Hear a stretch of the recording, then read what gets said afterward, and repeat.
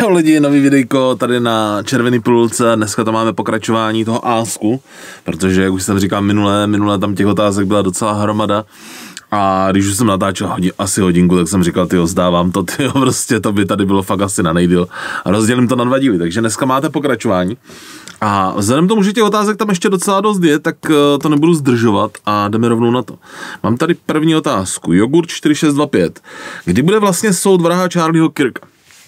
Hele, a jeho obhájkyně požádala soud o to, jestli by šlo ten případ odložit nebo přesunout, nebo ten soud. Takže soud začne až, nebo on už jakoby začal, ale první to stání bude 16. ledna 2026. Doufám, že to teďka říkám správně. A ještě co jsem zaregistroval, tak vlastně ta jeho obhájkyně, nebo obhájkyně, myslím, že má ženskou, tak žádala ještě o to, jestli by mohl Charlie Kirk, ten Tyler Robinson, ten vrah, nebo údajný vrah, jestli by mohl u soudu být v civilu a jestli by mohl být, aby byl nespoutaný. Jo, že prostě to tam vysvětlovali, že tím, že by byl v munduru vězeňským, tak to automaticky jakoby na tu porotu působí, že je jako vinen, že to je prostě zločinec a takový, no, takže jestli by mohl být v civilu. Tak soudce, že teda v civilu být může, ale že spoutaný být musí, takže tam jednu část teda těch požadavků jakoby vyhověl, ale té druhé části ne, no. Takže jediný, co vím, tak, že se to teda posunulo, že to bude teda začínat až v září, v lednu 2026, takže si musíme počkat, no. Uvidíme, no, bude to zajímavý asi.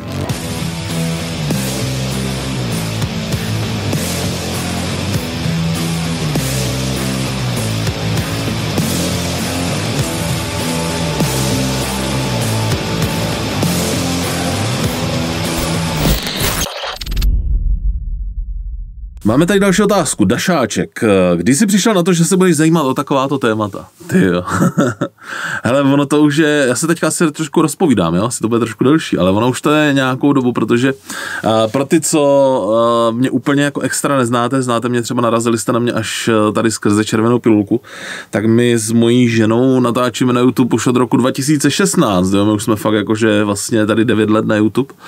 A akorát teda na hlavním kanálu Live More, kde natáčíme o cestování a o životě v zahraničí, nebo teďka teda tím, že jsme v Česku na nějakou dobu, tak je tam pauza, ale vlastně my jsme začali YouTube dělat jakože takhle, no. My jsme vlastně se přestěhovali do států, no a točili jsme vlastně z Ameriky jakože vlogy o životě, jak se tam žije, jak tam různě co funguje a takový. A tehdy vlastně, to už je fakt jako velký pravěk, tak jsme i streamovali, no a právě, že na těch streamech furt jako ať se věnu prostě ty lidi jako tady těm tématům, že by je to zajímalo, jaký na to mám názor a takový. Tak jsem tam občas dělal, měli jsme vždycky tak rozdělený, že jsme v neděli streamovali jakože spolu se ženou, pak já jsem mýval, myslím, v úterý jakože chlapský stream a myslím, že ve čtvrtek mývala žena jakože holčičí stream, tak jsme si každý řešili nějaký ty své témata a už tehdy jsem právě dělal jakože streamy na nějaký různý takový konspirační témata, ale jako myslím si, že kdybych se dneska na ty streamy podíval, tak se budu jako stydět za to, co jsem tam říkal, protože tehdy jsem o těch věcech nic nevěděl a měl jsem tam třeba jeden stream o 11. září, ale prostě šel jsem úplně po povrchu, vůbec jsem o tom nic nevěděl, jakože dneska těch informací, co kolem toho mám a co prostě jsem si nastudoval, tak to je úplně jako nesrovnatelný, no, takže tehdy jsem fakt jako měl prostě úplně jako hloupý ty názory a nevěděl jsem o tom nic a tak, takže to bylo fakt takový jako, prostě jenom takový jako, že to bylo mystický, jo, ty konspirační teorie takový, ale vlastně jsem se tam jako nějak do hloubky tomu nevěnoval, no. Takže tam to jako trošku začalo a už tehdy mě to jako zajímalo a lákalo. No a pak vlastně taková jako hlavní moje červená pilulka, už jsem to tady myslím nějak říkal i na té červené pilulce tady na tomhle kanálu, byl rok 2020, že jo, pandémie a myslím si, že takhle to vlastně měla asi hromada lidí, že pro ně ta pandémie byla taková jako ta věc, co jim otevřela trošku ty oči. A u mě to bylo tím, že já jsem vlastně, my jsme, jak jsme bydleli, jakože na Floridě prostě, a jak jsem říkal, že jsme streamovali, tak to jsme ještě byli na apartmánu, no pak jsme udělali velký krok, kdy jsme koupili velký karavan, fakt jakože velikánský, prostě s tím výjížděcím bokem, a ten jsme si vevnitř celý předělali a prostě nachystali jsme si ho tak, aby jsme mě mohli jako full time žít, jo. Ono fakt jako si představte, jako já vím, že když říkám karavan, ale pro spoustu lidí, co se třeba ty videa neviděli, nebo a nemáte jako představu, tak ten náš karavan to bylo fakt jako pojízdná 1+1, jo, prostě to bylo fakt jako obrovitánský, jako na karavan, jo, takže my jsme si zrekonstruovali ten karavan, pustili jsme apartmán, co jsme měli na Floridě, a nastěhovali jsme se do karavanu a vlastně jsme 2 roky cestovali full time po Spojených státech a vlastně žili jsme fakt jakože full time v tom karavanu a cestovali. No a vlastně v roce 2020, tak když už to tady začínalo, jakože tady v Evropě, tak v Americe ono to tam začalo trošku později, ono to tam začalo až v březnu jako se rozjíždět. Tak my jsme zrovna v tu dobu jakoby prodali karavan v Kalifornii, no a měli jsme v plánu, že teda z Kalifornie ještě přejedeme autem na Floridu, na Floridě, že prodáme auto, prodáme ještě nějaký věci, co jsme měli, vyřídíme si prostě papíry a takový a prostě všechno to tam ukončíme ve Spojených státech, no a že pojedeme prostě do Česka zase na nějakou dobu a měli jsme zase plány jako cestovat někam jinam, což nám samozřejmě pandemie trošku pokazila prostě tyhle ty plány. No ale co chci říct je, že jak jsme prodali karavan v Kalifornii, tak jsme vyrazili právě z té Kalifornie na Floridu, no a vzali jsme to ještě přes nějaký místa, kde jsme ještě chtěli strávit čas, takže jsme byli asi, já nevím, třeba týden v Las Vegas. No a my, když jsme vyjížděli z Las Vegas, tak to byla nějak neděle, no a v pondělí tam vlastně identifikovali jakože první nakaženou ženskou v Las Vegas a bylo to přímo v hotelu v Luxoru, kde my jsme zrovna shodou okolností několik dní byli. Jo, nebo v kasínu, on to hotel lomeno kasíno Luxor, taková ta pyramida, co je na stripu. No a my jsme prostě odjeli v neděli a v pondělí tam jakože recepční, že teda má covid, no, takže se to začalo rozjíždět, hnedka se vlastně ten asi se nějak v úterý už se zavírali kasína v Las Vegas a tak. No a teď prostě jsme nevěděli, že jo, co jako bude, že jo, média ty, že jo, strašili, že to prostě virus zabiják a takový, no takže já jsem si tehdy začal fakt jako zjišťovat ty informace, protože nás čekala ta cesta jako z toho Las Vegas až na Floridu a ještě vlastně jako výletním tempem, jo. Měli jsme to třeba prostě 3 týdny, no. A vlastně každý den jsme byli na nějakým jiným hotelu, motelu, že jo, chodili jsme prostě, tím, že jsme jeli autem, tak jsme chodili prostě na záchod, že jo, prostě na benzínky a takový, teď jídlo, že jo, nějaký restaurace a to, takže jsme prostě byli úplně ta nejvíc exponovaná jako skupina lidí, co asi mohla být prostě, jo, ti, co cestovali, jo, protože prostě v ten moment, jak to začalo, tak se doporučilo, že zbytečně necestujte, když nemusíte a takový, takže lidi byli zavřený doma a tak. No a my jsme prostě na těch cestách zrovna byli, no, takže jsem si o to začal zjišťovat, protože samozřejmě v ten první moment, když se četli ty články, že jo, jak se to strašilo a to, tak člověk neví, co si má myslet, že jo.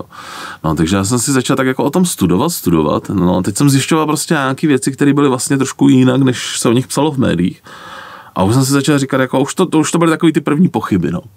No a teď najednou začaly, že jo, nějaký jako ty opatření a ty opatření mě prostě vůbec nedávaly jako smysl, jo. Mně nedávalo smysl spousta těch věcí a tak jsem si o tom furt jako zjišťovala to a už jsem tak jako byl nahlodený, říkám, ty vole, to je jako zajímavý, v těch médiích říkají něco trošku jiného, než já jsem se jako dočetl a to.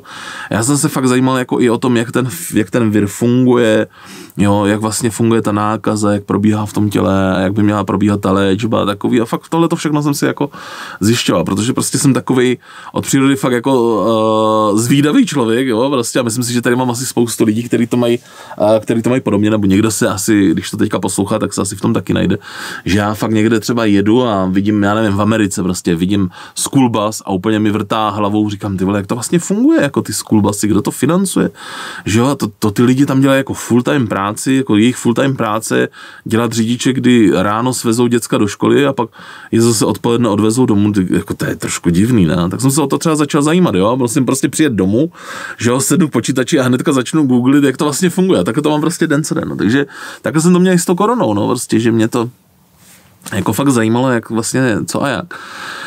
No a už jsem tak začal být jako docela nahlodaný. No a vlastně v roce 2020, tak někdy v květnu to myslím bylo, nebo v červnu, v květnu, nevím, tak vlastně zaklekl ten policista v té Minneapolis toho George Floyda, že jo.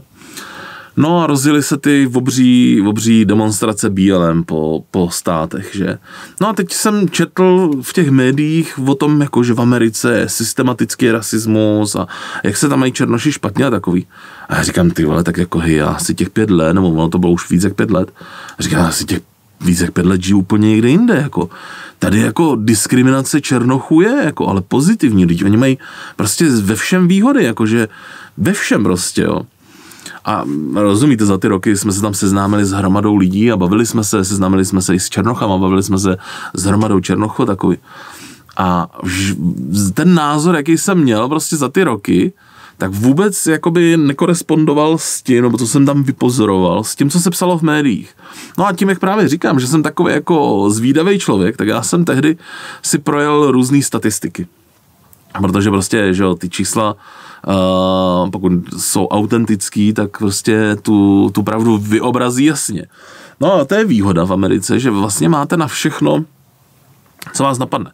Tak vlastně veškeré statistiky se tam vedou a vždycky je tam udaný to etnikum. Jo. Takže vy prostě, a to už jsem věděl třeba, než jsme se stěhovali do Spojených států, že když víte, kam se chcete nastěhovat, do jaké oblasti, třeba i do jaké čtvrti, najdete si třeba nějaký barák, co se vám líbí, na pronájem nebo na prodej a přemýšlíte, že byste se tam nastěhovali, tak vy máte možnost si dopředu zjistit, jaký je rasový složení v té dané čtvrti. Teď třeba, jestli máte děcka, tak samozřejmě se můžete podívat i na školy, uvidíte, jaký je rasový složení na těch školách a tak. No a co jsem tam vypozoroval za ty roky, a ono to tak prostě je, to je jako i v těch statistikách jasně vidět, tak třeba prostě čtvrti, kde jsou fakt vlastně hlavně bílí, jo, běloši, tak tam je nízká kriminalita. Zatímco prostě ve čtvrtích, kde je vysoký podíl třeba černochů, jo, tak ta kriminalita je vyšší. A stejně tak to je prostě i na školách, jo, s násilím, prostě šikanou a takový školy, kde prostě je většina bělochů, tak je to v pohodě, prostě a na školách, kde jsou prostě černoši, tak tyhle ty problémy jsou. Jo, a to prostě najdete i takhle statistiky kriminality, najdete si třeba, já nevím, statistiky i na to, jak třeba který etnikum čerpá víc jako sociální dávky a takový. Všechno prostě takhle v Americe zjistíte. No a já jsem tehdy, jak začaly ty protesty a to tak, jak z každé strany furt jako rasismus a takový. A teď se sdíleli, že ty videa, jak ta policejní brutalita proti těm černochům a takový. Tak ono to jako takhle může působit. Pokud to takhle prostě někdo interpretuje, tak jak třeba v těch médiích, ale ona je fakt důležitá ta realita. Ona prostě se třeba často zmiňovalo, že prostě běloši zastavujou černochy, jo. Ale ono prostě je to jednoduchý, jo. U těch policajtů je drtivá většina bělochů. Takže prostě logicky prostě je větší šance, že policajt bude běloch, než prostě třeba takový, jaký je to, neodpovídá to rasové složení policistů, neodpovídá úplně třeba rasovému složení jakoby populace, jo. Prostě těch bělochů u těch policistů je třeba víc, než je reálně jakoby v populaci. No a takhle jsem si vyjel i statistiky a zjistil jsem, že třeba, já jsem na tohleto mimochodem zpracoval 2 videa, jsou to fakt jedny z nejsledovanějších videí, co jsme právě na kanále Livmore měli, nebo máme. A to bylo v tu dobu, kdy probíhaly ty protesty BLM, tak jsem zpracoval 2 videa, kde tyhle ty statistiky všechny ukazují a interpretuju to tam i jakoby, ukazuju to graficky, aby si to spousta lidí dokázala představit. A pak právě, když si uděláte tu práci, jakoby tuhletu rešerši s těma číslama, tak zjistíte, že třeba, já nevím, je 30krát větší šance, nebo 20krát větší šance, nebo 40krát, nevím, to číslo je fakt docela vysoký, že černoch bude mít nelegálně drženou zbraň než běloch. Jo. A jak už jsem říkal, je větší šance, že běloch policista zastaví černocha jakože třeba na silnici s autem, že jo. No a samozřejmě i ten policajt, že jo, má tu rodinu a chce se večer dostat domů, no. Takže vzhledem tomu, a to je jako obecný, to neplatí jenom na černochy, ale obecně v Americe třeba ti policajti, když vás zastaví na té silnici, tak jsou fakt jako sakra opatrní. Jo, já mám osobní zkušenost, já jsem takhle porušil rychlost ve státním parku. Jo, měl jsem asi o 20 milí víc, než jsem měl mít, prostě to byl státní park úplně mrtvej, protože my jsme byli jako vevnitř v té hlubší části toho parku, kde oni tam byli 2 kempy. Jeden byl na kraji toho parku, jakoby blíž u moře, který byl dražší, jo, protože tam byl výhled na moře a byl prostě jako fakt pěkný a byly tam hlavně takový ty velký ARVčka, že jo, ty velký autobusy, že jo, drahý a tak. No a pak byl druhý kemp, který byl víc jako hluboko v džungli, prostě v lese u řeky. A tam jsme kempovali my, on byl o něco levnější, ale hlavně se nám líbilo, jak to tam bylo prostě zašitý, jo, protože my jsme tam všude, ono to bylo docela jako nějak mimo sezónu, nebo co, já nevím. A my jsme tam vzadu prostě byli třeba, já nevím, snad 4 karavany a přitom tam bylo třeba 50 míst, jo, takže to tam bylo úplně super, jsme to tam měli fakt takový jako celý pro sebe. No a nějak jsme jeden den, jakože pojedeme jenom na inlet, inlet je to místo, kde se vlévá ta intercoastal, to je ten vnitřní kanál, jakože kudy plujou lodě, tam prokopali prostě říčky a potoky a udělali z toho prostě kanál. No tak kde se tenhle ten kanál vlívá do moře, tak tomu se říká prostě inlet. No a oni se tam dělají velký vlny, takže to tam je super, protože prostě v Americe, že jo, na Floridě má každý loď, takže jsem tam strašně rád na ten inlet jezdil, protože tam prostě na těch velkých vlnách, že jo, ty lidi na těch lodích, tak je to sranda. Já myslím, že určitě někdo zná, oni jsou YouTubeový kanály, který jenom mají tenhle ten content, že točí, jak ty lodě vyplouvají na tom inletu a to. No a my jsme tam strašně rádi jezdili, teď tam člověk uvidí delfíny, že jo, tamto. No takže si jenom takhle jako vyjedeme se nahřát na sluníčko, prostě na ten inlet. A to, tak jsem si ani nebral papíry s sebou. No, tak mě zastavil prostě ranger, no, že mám o více jak 20 milí v tom parku jako rychlost navíc. No a teď prostě, že doklady. Já říkám, no já se omlouvám, ale já mám doklady tady kousek v karavanu. Prostě my jsme jenom tady k moři, prostě na inlet.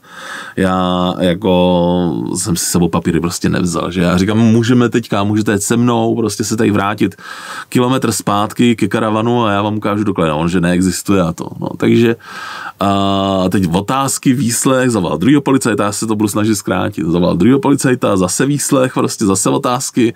No, že musí teda zavolat ještě třetího policajta. A že my se jim otisky. No tak přijede třetí policaj, že jo, teď tam rozbali takový plechový kufřík na kapotu toho pick-upu, teď jsem tam byl jak největší zločinec, to blikalo všechno, že jo, prostě v parku, kde je úplně mrtvo, takže kdokoliv byl okolo, tak to prostě vypadalo úplně šíleně, že Bůh ví, co jsem tam spáchal, když tam jsou 3 policejní auta. No a teď prostě, jak oni rozbalili ten kufřík, no tak on na mě, ať jdu za něma. No a první, co bylo, když jsem vylezl z toho auta, tak oni všichni 3 prostě zaujmuli takový ten postoj prostě jako na připravení ke střelbě a ruce si dali na zbraně, jo. Takže i já jako běloch prostě jsem tohleto zažil, že ti policajti jsou fakt takhle opatrní v té Americe.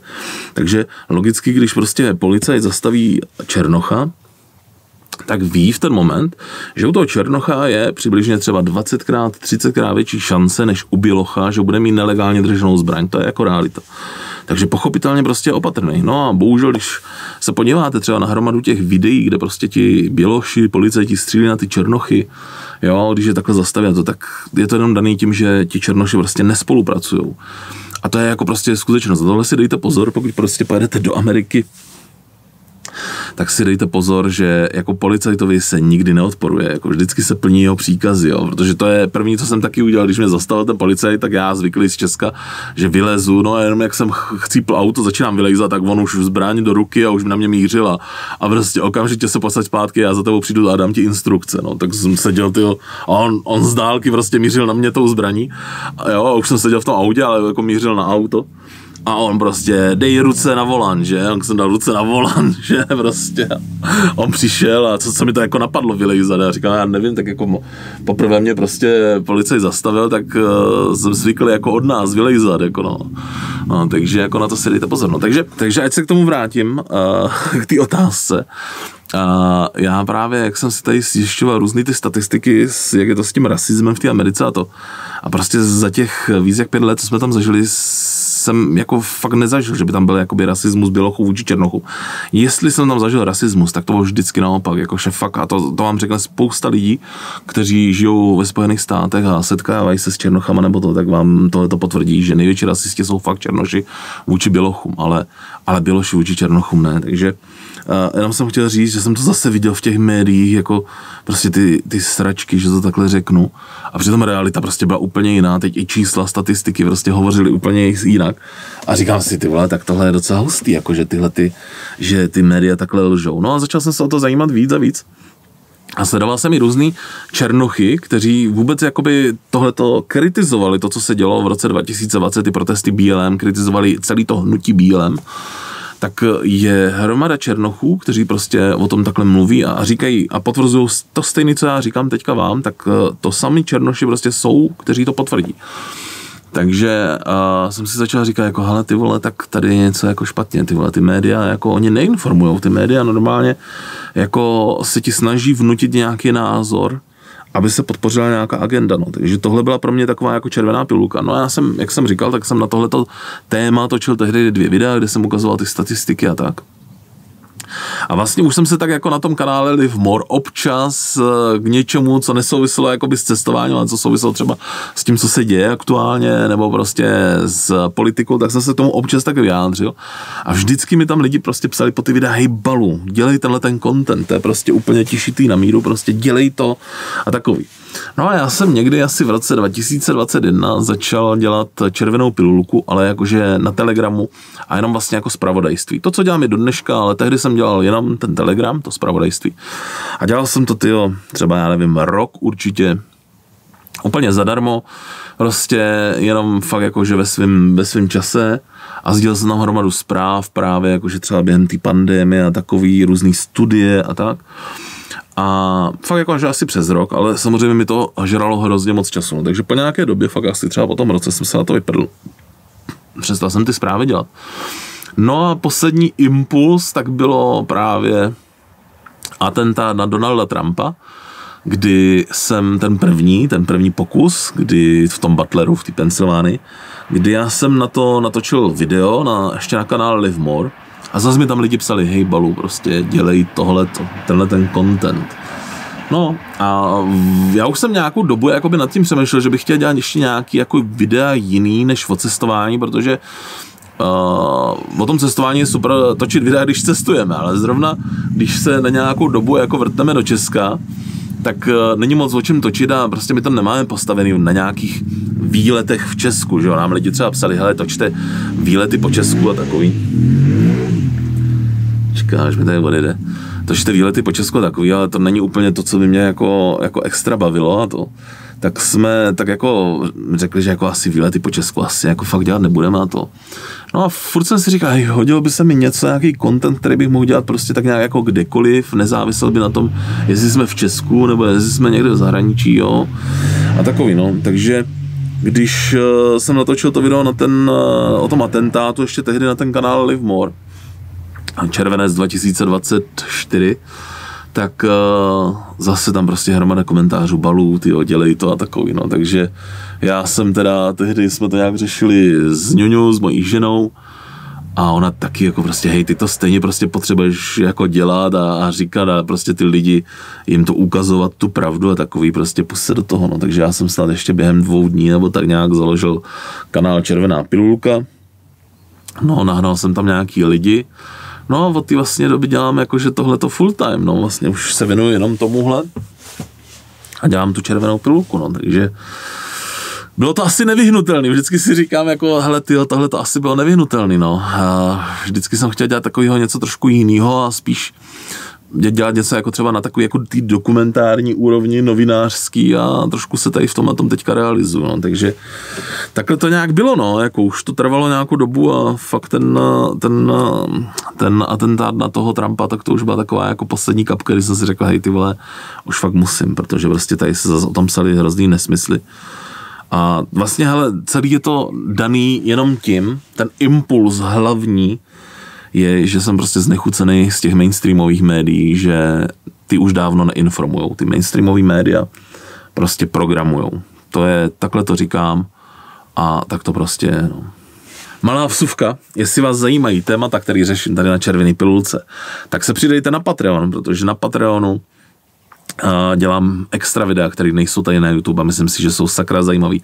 Je tam teďka nově rozjetý seriál v 11. září, jsou tam už asi 4 díly.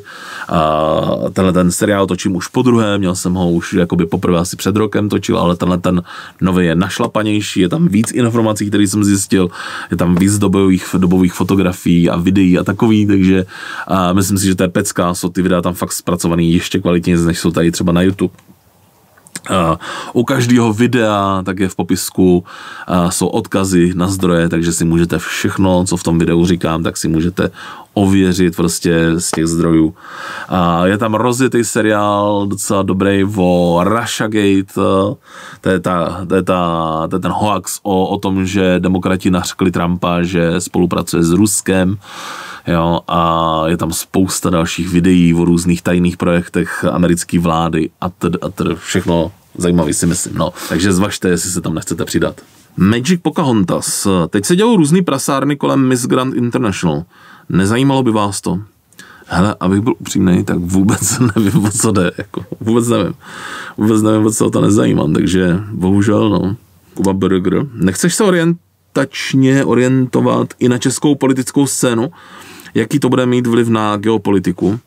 No ale tak mluvil jsem o tom vlastně už v minulém másku, že jsem říkal, že jsem si jako na tu českou politiku úplně jako do ní moc nepouštěl, protože ji úplně extra jsem nesledoval. A přece jsem se zaměřil na tu americkou. Ale teďka skrz ty volby jsem se do toho, si myslím, docela jako ponořil.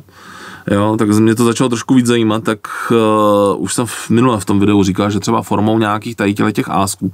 Já jsem si říkal, že by nebylo špatný třeba tyhle ty ásky, tak s tou udělal nějakou jako takovou pravidelnou rubriku a já nevím, třeba jednou za týden, jednou za 14 dní třeba tohleto natočit, tak byste mi mohli klidně jako dávat vždycky jako do komentářů i třeba teď pod tohleto video, tak nějaký jako třeba na jaký téma třeba byste chtěli, abych mluvil, nebo prostě otázku a já to zase prostě nějak natočím, no, v nějaké dohledné době.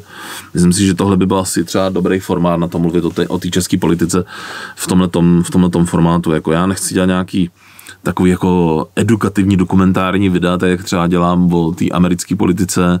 Jo, já zase prostě si myslím, že takový znalosti o té české politice nemám, abych někomu jako ukazoval nějak, jak to je, nebo to já můžu pak maksimálně v tomhletom směru říct nějaký svůj názor, jak to vidím. No, takže proto říkám, že si myslím, že by byl asi vhodný ten formát jakoby tady toho pokecu, kdy prostě tohle je trošku jiný formát než ty videa, který tady na Pilotce znáte, kdy jedeme fakta a ukazuju tam prostě různý zdroje a tak. Tohle je takový fakt jako spíš jenom názorový, no. Sedláček ST. Jaký používáš vyhledávač při hledání informací? Hele, no jako, to asi, proč se ptáš, tak je asi taky to, že už víš, že na Google spolehnout nedá, jo. Google není vyhledávač. Google byl možná vyhledávač, ale dneska Google funguje tak, že on vám nabízí prostě něco, co si myslí, že by vás mohlo zajímat, ale nevyhledávám přesně to, co chcete. A já jsem tohleto zjistil, samozřejmě jsem to jako, už jsem to četl, že prostě je to napr ten Google a takový, to už jako dlouho, ale vždycky chci tu vlastní zkušenost, jo, prostě.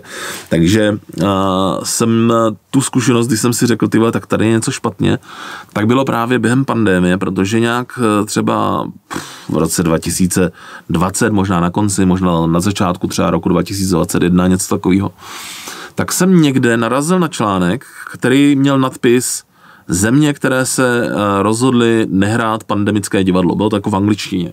Jo, ale prostě úplně jsem si ten nadpis vyfotil. Někde jsem prostě řešil něco jiného a tohle to na mě vyskočilo, ten článek. Jo, bylo to v angličtině. A já jsem si to jakože zapamatoval a že si to musím někdy přečíst. No a jenomže já jsem si nechal otevřenou tu kartu, jenomže pak jsem ji asi jako zavřel a nemohl jsem to dohledat v historii, jo, protože jsem si na to vzpomněl třeba za měsíc. Tak jsem to nemohl najít v historii. No a pamatoval jsem si ten název toho článku úplně slovo od slova. No takže jsem to napsal do Google, ten název toho článku, jako jo, ten nadpis. A Google nic, prostě jsem projel tyhle 10 stránek a ani prd prostě. Přitom jsem tam dal přesně slovo od slova ten název toho, prostě ten nadpis toho článku. A říkám, ty vole, tak to je divný, tak jako, že by článek prostě jako zmizel, nebo že bych si to blbě pamatoval, nebo ty vole, jako čím to je? No, tak tehdy mě napadlo jít na DuckDuckGo, jestli znáte pro vyhledávač DuckDuckGo. Tak ten je dneska jeden z takových těch jako míň cenzurovaných, nebo jak to mám říct, míň prostě pod kontrolou. No a dal jsem to do DuckDuckGo a našlo mi to hnedka první odkaz, tu stránku. A ty vole, tak tohle je masakr, ty vole. Google, i když jsem to napsal doslovně, tak mi prostě to nevyplivl na prvních 10 nebo 20 stránkách, nevím, kolik jsem jich prodal, fakt hromadu. A dám to do DuckDuckGo a přesně tu frázi, jak jsem tam zadal, tak mi vyjede první odkaz. No, takže od té doby si jako na to člověk dává pozor, že? Nebo dávám si na to pozor. A už jsem si toho začal všímat, že fakt je na tom Google velký problém najít přesně to, co člověk hledá. Jo? Prostě mu to nabízí něco, co si ten Google myslí, že by se vám mohlo líbit, co by vám chtěl doporučit, ale nenabídne vám přesně to, co hledáte. Takže já už od té doby, a už se mi to stalo hodněkrát, že jsem zadal do Google prostě nějaký nadpis nebo nějaký úryvek a Google to prostě nenajde. No, takže dám to do DuckDuckGo a najde to. No. Takže používám různě, no. Používám prostě jak ten Google, používám jak to DuckDuckGo a zjistil jsem teďka, to je asi takový jediný šikovný, na co používám já jako umělou inteligenci ChatGPT, že je dobrý na hledání právě těch zdrojů. Jo. Zaregistroval jsem třeba, já nevím, nějaký tvrzení nebo něco prostě a potřebuji najít zdroj toho tvrzení. No, že samozřejmě třeba, já nevím, plácnu. 11. září.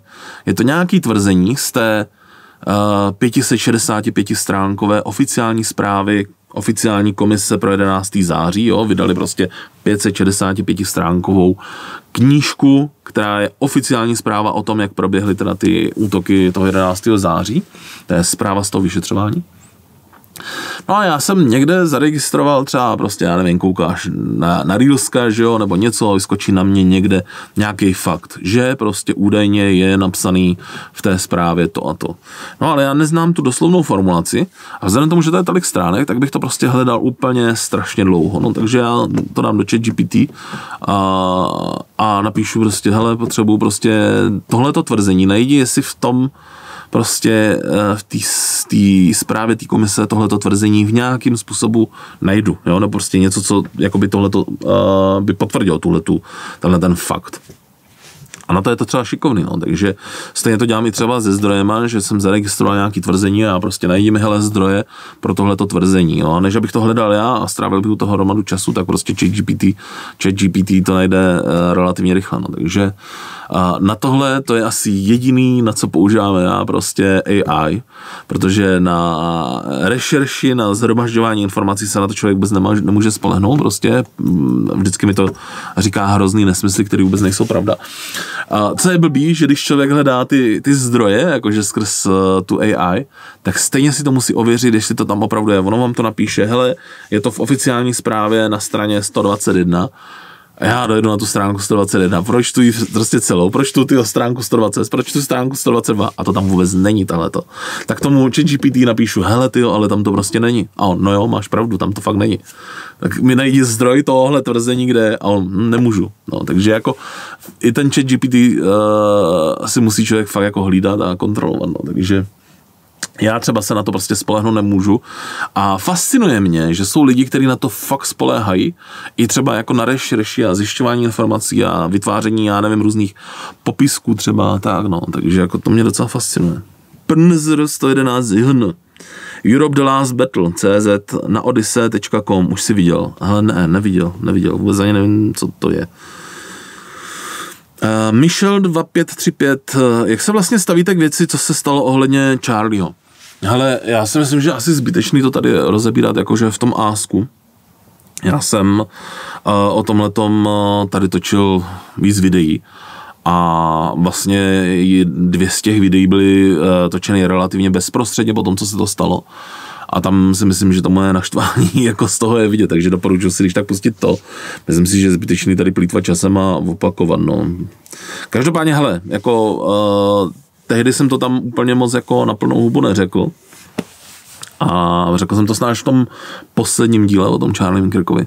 Ale jsem zvědavý, jak dopadne to vyšetřování, jsem zvědavý, jak dopadne ten soud, protože se mi tak nějak nechce úplně věřit, že to ten týpek udělal. No. Spousta věcí na tom smrdí a úplně se mi to prostě nechce tomu věřit, takže nechci tady jako konspirovat, ale jsem fakt zvědavý, jak to celý dopadne. No. Trošku zatím mám jako z toho pocit, že se někdo snaží zahladit stopy. No. Od té stejné sledovatelky tady je dotaz a ještě jedna věc. Myslíte, že hrozí reálně nějaký pád měny? Děkuju za váš pohled. No ale nechci tady jako konspirovat a mít tady prostě nějaký černý myšlenky, ale jsem přesvědčený o tom, že to vlastně k tomu směřuje. No. Myslím si, že to směřuje k tomu, aby došlo k nějakému velkému jakoby průšvihu a k pádu měny a tady tomuhle. A myslím si, že vlastně tímhletím způsobem nám oni vnutí digitální měny centrálních bank. Jo. Já nevím, jestli se o to trošku zajímáš, nebo můžu mluvit v množném čísle, jestli se o to zajímáte, ale hele, teď to je třeba vidět, že jo, Evropská unie teďka že jo, od roku 2027, myslím, to má být, takže zakáže hotovostní transakce nad 10 000 euro a u transakcí nad 3 000 euro se bude muset jakoby dokládat identita. Takže si myslím, že když se o to člověk zajímá, jo, celkově, tak je vidět, jaký je ten cíl, že je cíl nám naordinovat digitální euro, že jo, digitální měnu, protože prostě je to zase perfektní nástroj, no, takže to jim zase dá nové možnosti a novou sílu, no, takže si myslím, že samozřejmě spousta lidí je z toho úplně znechucená z těch digitálních měn, tak si myslím, že vždycky, když člověk fakt jako se hlouběji zajímá o to, co se na světě děje, tak když je nějaký hodně nepopulární zákon nebo prostě nějaký nařízení nebo nějaká nová věc, která by byla nepopulární, tak se vždycky vytvoří nějaká zámínka k tomu, aby to ty lidi přijali. Jo? Takže podobně to bylo podle mě i s tou pandemií, že to měl být takový donucovací prostředek k tomu, aby lidi přijali digitální ID a digitální očkovací průkaz, nebo minimálně, aby se to vyzkoušelo, což se stalo. Jo? Takže a není to tak, že by najednou ty jejich choutky na toto zavést, že by jako tou pandemií skončili, jo. Prostě, jo, pokračuje to dál. Takže myslím si, že stejně tak to bude s tou digitální měnou, že zase přijde nějaká krize a vlastně ta digitální měna bude jako řešení té krize, jo? Že takhle nám to prodají, protože myslím si, že spousta lidí tu digitální měnu nechce, protože prostě člověk, který se o to reálně zajímá a zajímá se o to, jaký jsou rizika té digitální měny, tak si uvědomuje, že takovouhle věc ve svém životě nechce. Takže si myslím, že zase přijde nějaká krize, kterou nám naordinujou tu digitální měnu. No a myslím si, že právě tím bude nějaký výplach, nějaký pár měny a takový a řeknou, víte, to je právě tím, že s tou klasickou měnou se dá prostě tak manipulovat, bla, bla, bla, ale my tady máme tu digitální, která je prostě decentralizovaná, nebo v případě teda vlastně digitální měny centrálních bank, tak centralizovaná je, což trošku popírá vlastně jako samotný smysl těch digitálních měn. Až nám to takhle nějak naočkujou, že řeknou, tohle to je prostě super, to je bezpečný, nezmanipulovatelný a mnohem líp se to prostě sleduje a jsou na to nižší náklady na provoz té měny a já nevím co všechno. Takže myslím si, že tak to přijde. No. Takže jo, myslím si, že ten pár měny je reálnej a tak nějak se nemůžu zbavit dojmu, jako asi to možná bude zní šíleně, ale nemůžu se zbavit dojmu, že vlastně tak se i třeba s tím hospodaří, jakoby takhle dneska, když se podíváte na to hospodaření, že vlastně od toho covidu se nic moc nezměnilo, jako jo, že by ty státy snížily ty svoje výdaje. Oni prostě za covidu hospodařili s rekordním deficitem a vlastně od toho covidu se tak nějak počítá, že se s tím deficitem velkým bude hospodařit dál, což je prostě průšvih, protože prostě na konci toho všeho furt vzniká někde ten průšvih, jo, furt prostě enormně stoupá ten dluh.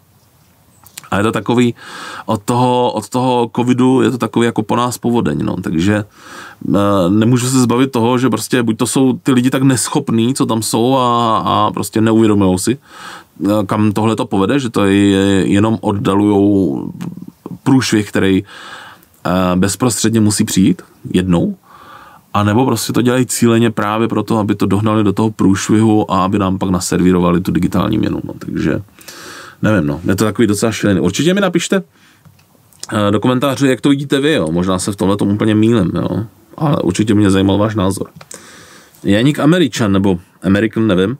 Povedz ako a prečo je systém takto zle nastavený? Proti ľuďom nie pomoc, ale dojebat.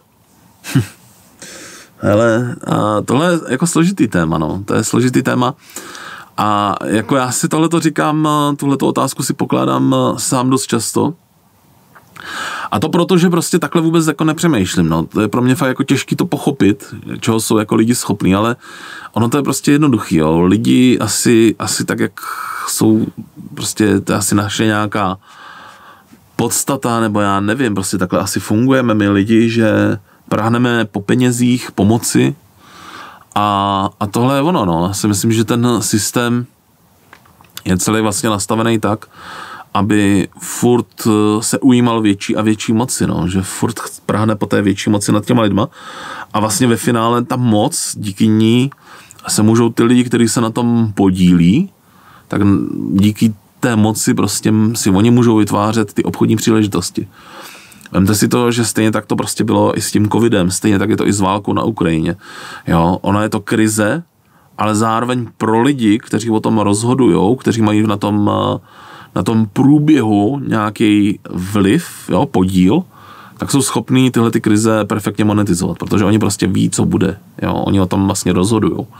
Takže ví, prostě, já nevím, plácnu, během pandémie se vědělo, že se zavedou roušky, takže už prostě mohli nakupovat, že a tahat prostě z Číny roušky. Už se vědělo, že budou masivní testování, takže už se mohli podílet prostě na dovozech těch testů, na výstavbě těch testovacích center.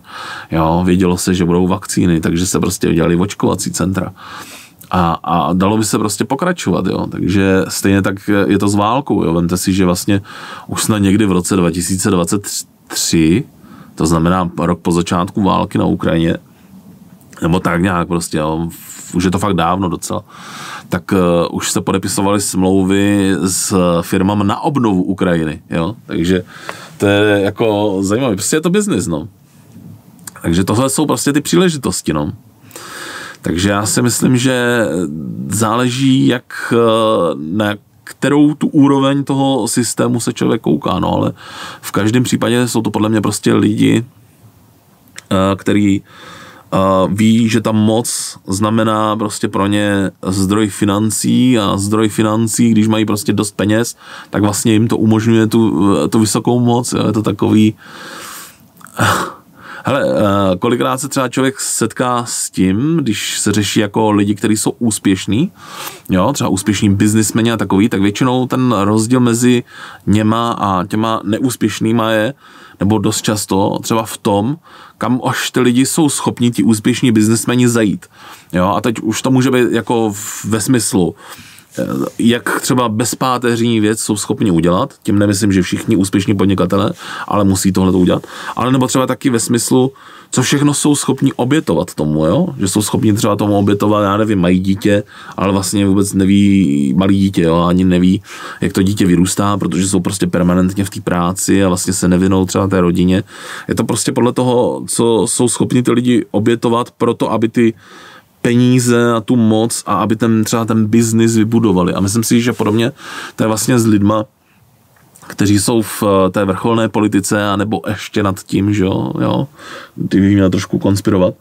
A že to jsou prostě lidi, kteří tak moc prahnou po té moci a penězích a já nevím, že jsou schopní čehokoliv. Jo? A pak podle toho to prostě vypadá, jo, prostě oni něčeho dosáhnou, ale to je furt málo. Prostě je zapotřebí nad těma lidma získat velkou kontrolu, větší kontrolu, protože díky tomu zase vydělají víc peněz a jo, je to asi takový, no, ale teď je otázka, jako si říkám sám, jako, jak je větší ten motiv, jestli pro ty lidi, kteří už mají tolik peněz, se mi nechce věřit, že jakoby ještě pro ně mohl být motiv ty finance.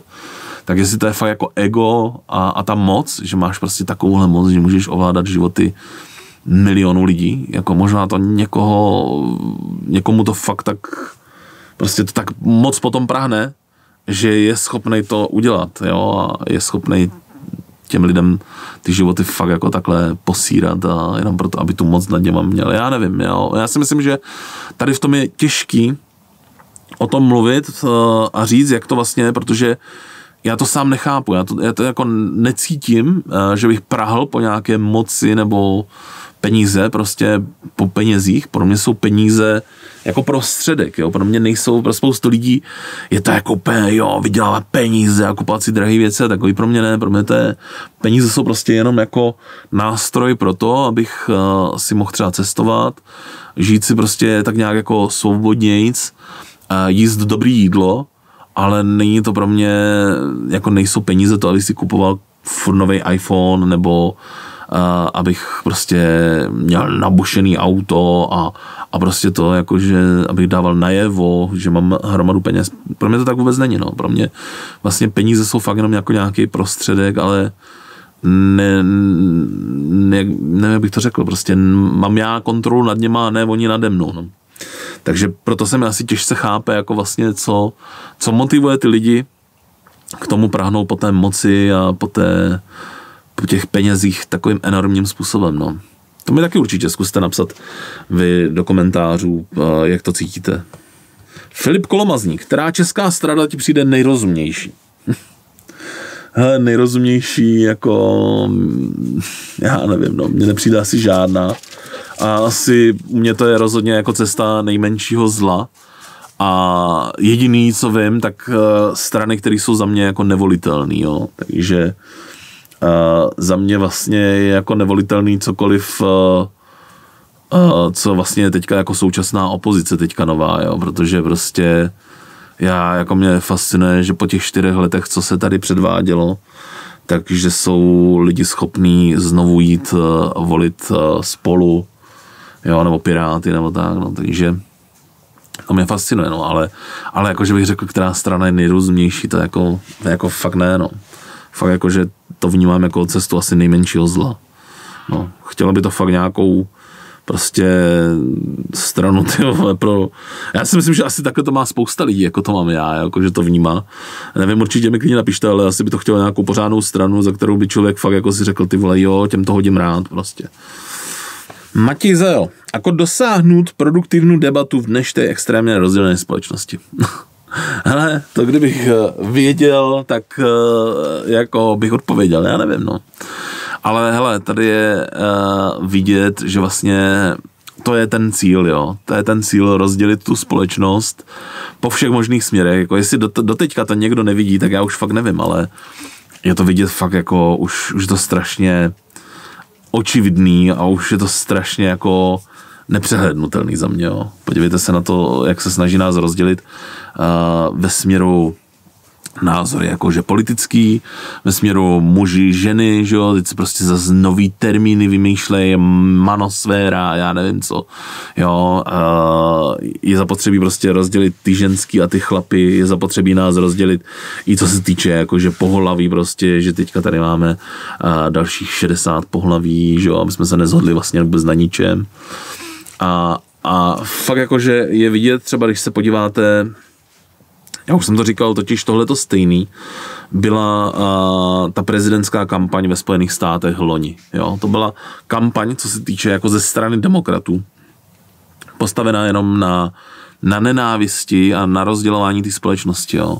Oni vlastně, ani ten Biden, ani ta Kamala neřekli nic, jako neměli žádný kloudný program, jo? Že by řekli, hele, uděláme pro vás tohle, zavedeme tady to. Budeme se snažit o tohle. Ne, ta kampaň byla postavená na tom, prostě hlavně nevolte Trumpa, prostě, jo. Kdo volí Trumpa je blázen, Trump, to je prostě nácek, fašista, ty vole, to je prostě Hitler druhý a takový. To byla kampaň postavená na nenávisti.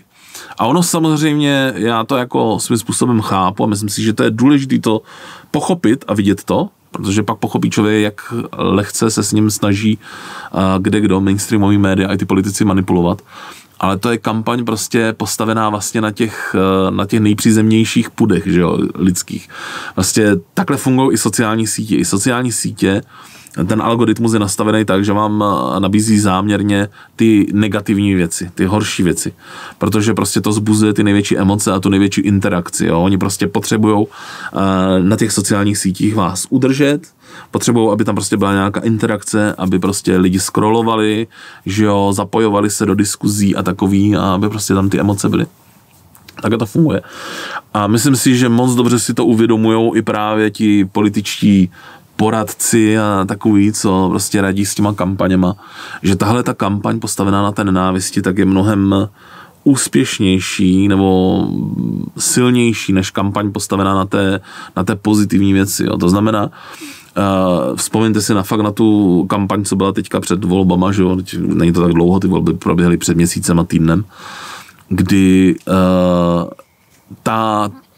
to spektrum, který si říká pro demokratické strany, tak vlastně měli postavenou kampaň jenom na tom, že říkali, nevolte tyhle, to jsou prostě fašisti, to jsou proruští kolaboranti a takový, jo, ale vlastně jste se od nich nedověděli jako kloudnou věc, jaká je jejich politika. Prostě je vidět, že ten záměr tu společnost rozdělovat je velký, je vidět, že se snaží nás rozdělovat ve spoustě různých tématů a sférách.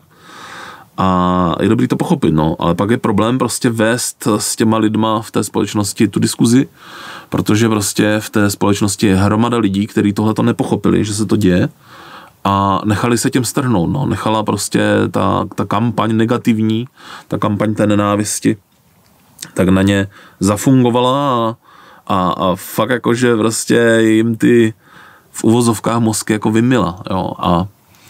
A já jsem mluvil v tom minulém videu, v tom minulém Asku o tom, že mám rozečtený to 1984, ten román od Orwella, a že to je jako jak taková příručka prostě, no, takový návod na to, co se dneska děje.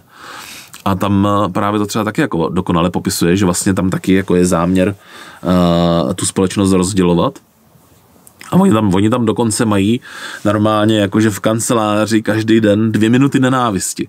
Jo, normálně prostě oni jsou v takových těch open spacech, že jo, v těch svých prostě kamerlíčcích, no a v poledne, nebo já nevím, když jsou 2 minuty nenávisti, tak vylezou všichni jako do společných prostor, vezmou si židli, no a teď tam na televizi nebo na plátno, tak tam jede prostě 2 minuty, jak ti nepřátelé z té strany, jak jsou špatní, jaký je to zlo a teď ještě je to jako animovaný, aby to působilo jako negativně a to, no a že to vlastně funguje tak, že ty lidi, někteří z toho davu, co tam sedí, jakoby, jo, koukají na to, takže se nechají strhnout a začnou tam na tu obrazovku řvát nenávistný jako hlášky a takový, no se na to podívejte, to je přesně vlastně to, co se děje, jo, na těch sociálních sítích to vidíte, že ta strana, která se ohání nejvíc tou demokracií a všem, tak vlastně ta strana, která hodně často jako s ní není možná diskuze, protože se uchyluje hnedka tady k té nenávisti, no.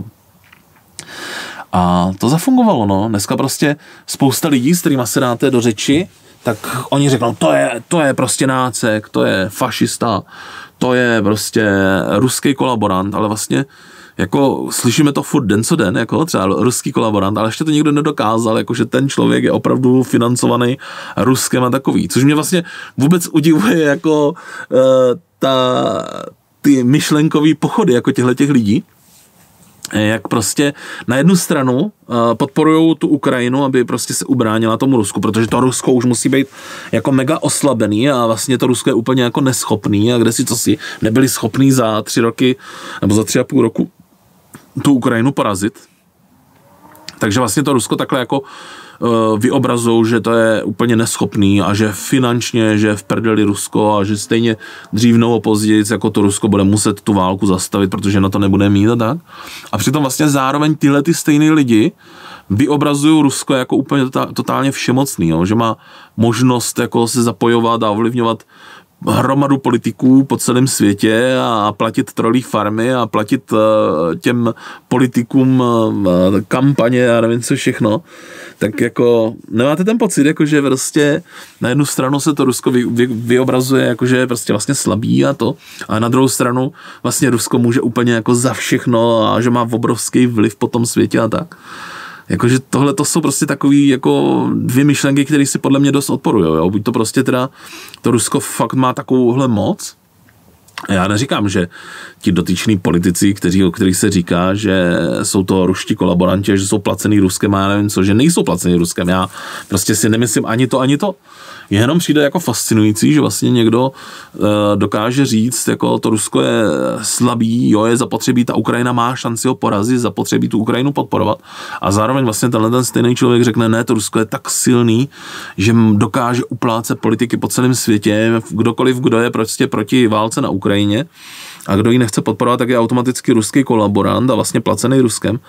A kde teda vlastně to Rusko na to jako bere ty prostředky a tu moc a takový, no, tak mi to přijde jako zvláštní. A to je vlastně věc, která je v té knížce, v tom románu toho Orwella popsaná taky. Tam je, že vlastně do těch lidí, tam je jako jedna strana, jo, vlastně jako správný lidi, tak vlastně fandí jenom jedné straně. To je jenom jako jedna strana existující, jo, která se jmenuje strana. A vlastně ta strana učí lidi, že musí disponovat takzvaným double thinkem. Double think, jakože dvojité myšlení, jakože prostě vy vlastně dokážete jednu věc vidět z obou dvou směrů, jo? Vy dokážete na jednu věc mít názor takovej, že Rusko je slabý a Ukrajina ho porazí, stačí jenom Ukrajinu podporovat. A brzy se Rusko vyčerpá a zároveň prostě vlastně si myslíte, že Rusko je silný a dokáže ovlivňovat politiky a dění po celém světě, jo, a dokáže na to vynakládat peníze a mít enormní trolí farmy a takový, no. Takže tohle je prostě i v té knížce, v tom románu prostě popsaný, že ty lidi vlastně, co jsou v té straně, tak disponují tímhletím double thinkem, kdy všechno vlastně řeknou tak, jak se jim to hodí a vlastně se ten systém je naučil to nespochybňovat, jo? Vlastně nepoužívat selský rozum a vlastně nepřemýšlet nad tím, že tyhle ty dvě teze, tyhle ty dvě tvrzení jsou vlastně totálně v rozporu, no. Takže jako je to těžký, no, jako se v té společnosti bavit a já bych třeba rád, třeba i tady na pilulce, tyjo, to by mě jako hrozně bavilo. A už jsem to tady navrhoval některým lidem. Tady mám takovou jako skupinu lidí, kteří se mnou vehementně pod každým videem úplně z principu nesouhlasí. I přestože tam řeknu normální věc, ukážu tam zdroje, jo, prostě ukážu, že to fakt jsou fakta, tak se najdou lidi, kteří jsou schopni tady se mnou diskutovat o tom, že takhle to prostě není, jo, protože jim to samozřejmě ještě prostě na Seznamu neřekli, nebo já nevím, na iDnesu nebo na Novinkách. A já už jsem některý lidi vyzýval, kteří se mnou takhle tam vedli jako tu vášnivou diskuzi, ať jdou teda prostě se mnou do podcastu, že prostě se můžeme normálně potkat osobně a můžeme diskutovat před kamerou osobně a může se jako, že se rád nechám jako přesvědčit argumentama, že se třeba mýlim. Jako mě by to fakt zajímalo, já bych klidně nějaký takovýhle, to je vlastně takový koncept podobný tomu, co měl ten Charlie Kirk, jo, že měl vlastně prove me wrong, jako dokaž mi, že se mýlim. Tak klidně do něčeho bych takovýho šel, že bych se s některýma lidma pobavil. A já fakt jako nemám problém prostě i veřejně přiznat, hele, jo, tak v tomhle jsem se mýlil, tyjo, tak prostě jsem rád, že jsem se dozvěděl, jak to je, nebo to. A to si myslím, že ale prostě ta jedna strana, ta je ochotná jako diskutovat a má tu trpělivost, to už jsem právě říkal i v těch videích o tom Charliem Kirkovi, ale myslím si, že ta druhá strana tím, jak ty politici do nich hustí a ty média, jak je v pořádku, jako někoho každýho nálepkovat, kdo s těma nesouhlasí, tak vlastně ty jsou tak rozdělený a tak jakoby mají ten takovou jako prostě krev před očima, že ani vlastně jako diskutovat nedokážou, no. Ale jak říkám, myslím si, že je evidentní, že v jedné skupině lidí a ty média, ty politici prostě tohleto živí, jakoby, jo, tuhletu polarizaci a tu neschopnost diskutovat, ale ono, když se nad tím fakt zamyslíte jako systém, politici, to poslední, co by chtěli, je, abyste přemýšleli, jo, to je prostě to poslední. A to vlastně to stejný je i v té knížce, v tom románu 1984, že tam vlastně cílem té strany z těch lidí úplně, nebo v nich zabít úplně ten selský rozum, to přemýšlení prostě, jo. Všechno oddaně přijmout tak, jak jim to prostě strana řekne, no. A tohle si myslím, že jako my prožíváme, no. Takže pro spoustu lidí, který tyhle ty témata zajímají, tak můžu fakt tu knížku doporučit. Protože jako já jsem to četl a měl jsem u toho otevřenou hubu, jakože fakt polovina té knížky jsem nechápal. Jako jo. Z poloviny ta knížka je prostě příběh jakoby toho hlavního hrdiny. Jsou tam pasáže, které nejsou úplně extra jako zajímavý, ale když dojde na popis toho, co se tam děje a popis té strany a popis toho světa, jak funguje, tak jako vám říkám, že budete sedět a budete nechápat, jako že tohleto týpek napsal v roce 1947, to znamená tady 78 let zpátky napsal knížku, která dneska, když ji čtete, tak si říkáte, ty vole, tak to my tady máme tohleto, jako, to je extrém, to je fakt jak příručka, no. Takže můžu doporučit, no. A tím jsem se dostal k poslední otázce, takže jestli vás zajímají nějaký další dotazy, jo, nebo prostě, jak jsem říkal, mohli bychom tady s tou udělat klidně jako pravidelnou rubriku, tak mi určitě pište klidně tady pod tohleto video ty dotazy a já zase něco natočím. No, mějte se hezky a uvidíme se příště. Čau.